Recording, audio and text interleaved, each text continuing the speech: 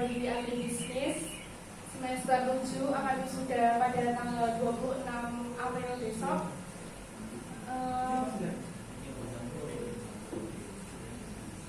Di sini saya sebagai calon wisudawati dari Fakultas Pertanian dengan predikat cum laude dengan IPK 3,75. 3,75.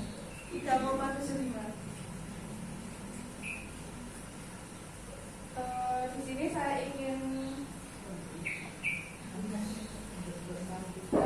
saya ingin bercerita mengenai tentang pengalaman saya, tetapi mohon maaf pengalamannya di luar akademik. Jadi saya itu di rumah membantu orang tua berjualan sapi yang ada di Boyolali dengan nama Peternakan Purnomo Sapi Mulyo. Untuk peternakan itu terkhusus untuk sapi Madura. Jadi setiap tahun, alhamdulillah tahun kemarin itu terjual sebanyak hampir 500 ekor. Dan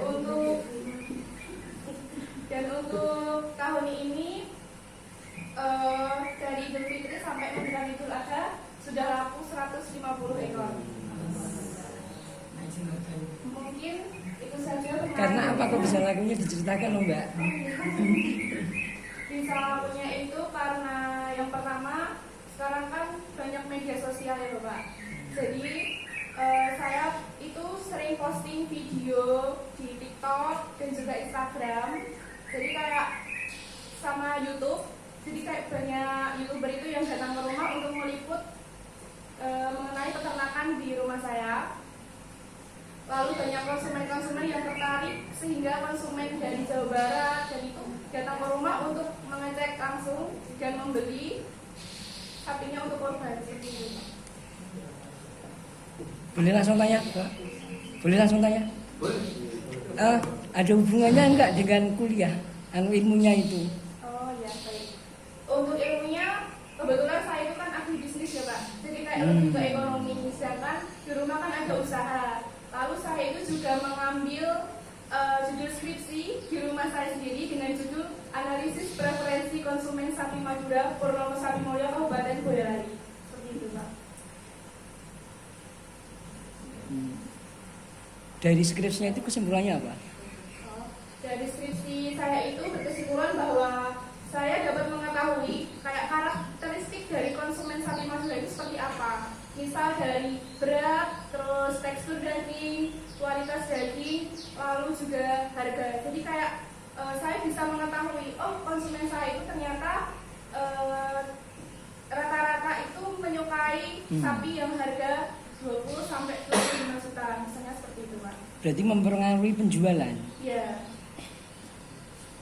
Mbak, video nggak jenengan nang sapi, makan sapi, menjadi kompor, terus membiayai sapi, nuntun sapi, jadi menjual ketimbangannya jualan. Ada Pak. YouTube mesti di YouTube ya? Iya. Oh. Di YouTube sama di tahun kemarin itu diliput di Trans 7, terus Antara TV sama TV One. Makasih. Mbak, kenapa jenengan kok punya inisiatif antara kuliah sama kemudian usahanya bapaknya terus dipublikasikan di medianya jenengan? Oh iya Pak. Karena saya itu yang pertama sangat tertarik ya Pak. Tertarik dulu dan suka dulu kepada usaha yang di rumah. Terus saya juga ingin mengembangkan kan Pak, mengembangkan kayak agar usaha Bapak itu bisa naik kelas atau bisa dikenal banyak orang dengan cara saya terkadang juga mengupload di TikTok seperti itu. Jadi kan kayak relasinya itu bertambah seperti itu Pak. Maaf, dampaknya jenengan dengan masyarakat sekitar apa? Dampak? Oh ya. Gini, maksud saya gini, jenengan kan dari orang tua usahanya, tentu saja itu sudah berpengaruh di lingkungannya. Nah sekarang jenengan menggunakan media sosial dan YouTube, dipublish, dua-duanya ini dampaknya apa? Oh ya. Dampak dari publis di YouTube atau TikTok itu jadi kayak menarik perhatian para konsumen untuk datang ke kandang saya dan membeli sapi untuk berkurban seperti itu Pak. Ada hashtagnya UTP enggak? Hashtagnya UTP ada nggak?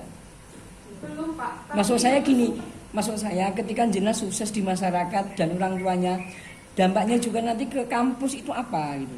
Oh baik.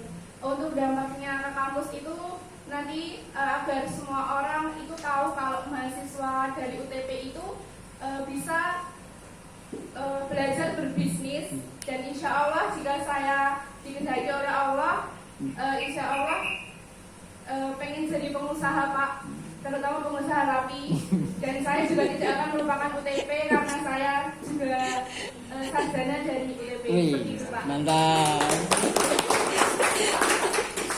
Saya nambahin, memang di agribisnis itu kan ada mata kuliah pemasaran berbasis online. Jadi selain Manda itu beberapa mahasiswa itu banyak yang berhasil. Jadi ada yang sayuran, ada yang membuat bukan macam-macam sebetulnya yang seperti Mbak Nina. Saya sendiri sebagai konsumennya. Tahun kemarin saya ambil 5 berapa Mbak? 5. Jadi saya lihat sendiri. Jadi karena dia unggulannya sapi Madura. 100 itu hanya berapa hari itu nggak ada 1 minggu ya, sudah habis. Jadi dengan inovasinya sistem pemasaran ini, waktu saya ke sana itu konsumennya dari jauh-jauh. Ada yang dari Sleman, ada yang dari mana itu Kebumen, ada yang dari itu. Jadi dengan mendukung Jelinda ini membantu bapaknya, memang pasarnya sangat, malah dulu kan kesulitan untuk ngambil. Jadi kesediaan dari sana itu ngambil. Itu saya sarankan sebenarnya selain di Madura itu kan kita bisa kerjasama dari NTT ya, karena tipe sapinya sama. Karena dagingnya memang otot. Kalau kita yang keset ya, kalau yang yang sapi yang merah itu metal. Itu memang banyak gaji dan dagingnya itu kalau yang dari ini keset, sehingga praduga kita kalau misalkan harga 22, 23 itu masuk daging bersih itu 115, itu kan daging masuk, sehingga konsumennya orang lari dari dia. Maksud saya berarti gini Pak, kuliahnya itu bisa bermanfaat secara langsung dan itu dampaknya kembali ke UTP, berdampak lagi gitu ya Pak.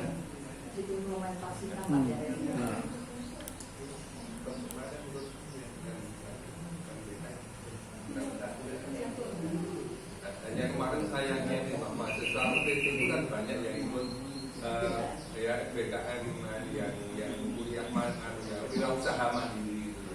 Tetapi dia itu malah tidak ikut gitu loh. Karena sudah sugih dulu Pak. Padahal itu yang banyak, sampai kita tuh diundang sampai ke Kendari sana, tapi ini malah tidak ikut ya. Mungkin pengenalan dari Sebentar, saya. menurut jenengan perkuliahan yang dari di UTP itu, menurut jenengan yang masih kurang apa? Enggak, ya mesti di UTP itu ya. Untuk sarannya gitu. Menurut saya untuk di UTP udah cukup baik ya. Saran Mbak, sarannya apa? Oh ya, sarannya buat UTP, semoga UTP lebih baik lagi dan Minggu sapi. lebih banyak memiliki mahasiswa yang berprestasi. Semoga UTP semakin jaya dan semoga UTP dikenal oleh masyarakat luas, dan semoga Bapak Ibu dosen maupun rektorat diberikan kesehatan dan dapat memajukan UTP